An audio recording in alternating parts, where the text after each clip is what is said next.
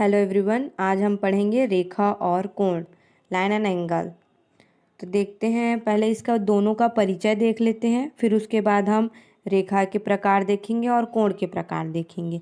तो पहले रेखा क्या है? दो बिंदुओं को जोड़ने वाली सीधी रेखा क्या कहलाएगी? रेखा कहलाएगी। ठीक है। कोण क्या होता है?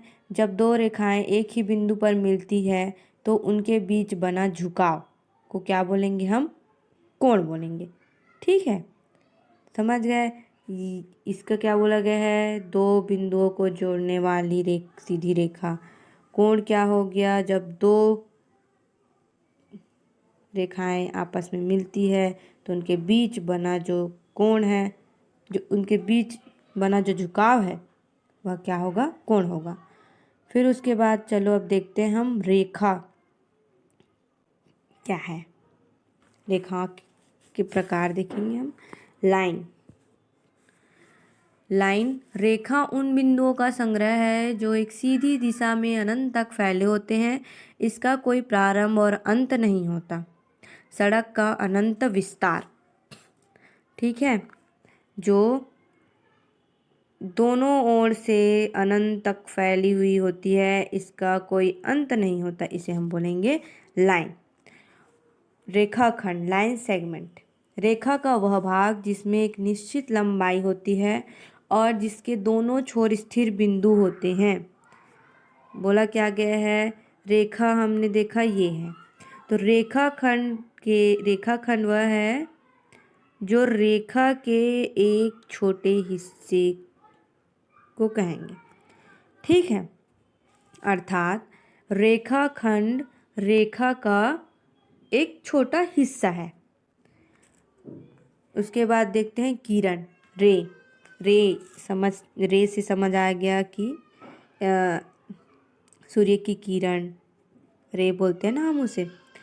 फिर देखते हैं रेखा का वह भाग जिसमें एक और स्थिर बिंदु होता है और दूसरी ओर यह अनंत तक फैली होती है। एक और स्थिर एक और अनंत तक फैली होती है, सूर्य की किरण।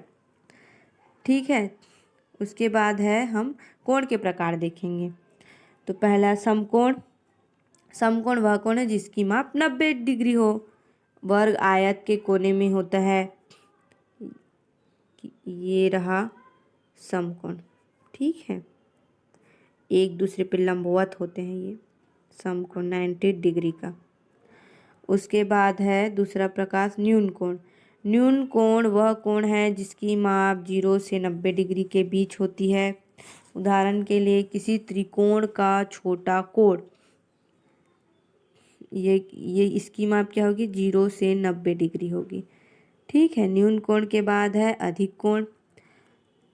अधिक कोण वह कोण है जिसकी माप 90 से 180 के बीच होती है। 90 डिग्री से 180 के बीच होती है। 90 से 180।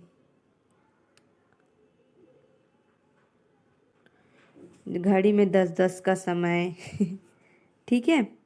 फिर उसके बाद है सरल कोण। सरल कोण वह कोण है जिसकी माप 180 डिग्री होती है।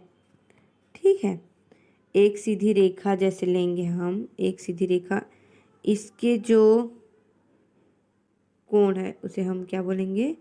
सरल कोण। फिर एक होता है पूर्ण कोण। पूर्ण कोण वह कोण है जिसकी माप 360 होती है। ठीक है, इसकी माप 360 अंश पूर्ण कोण कहलाएगा। Thank you.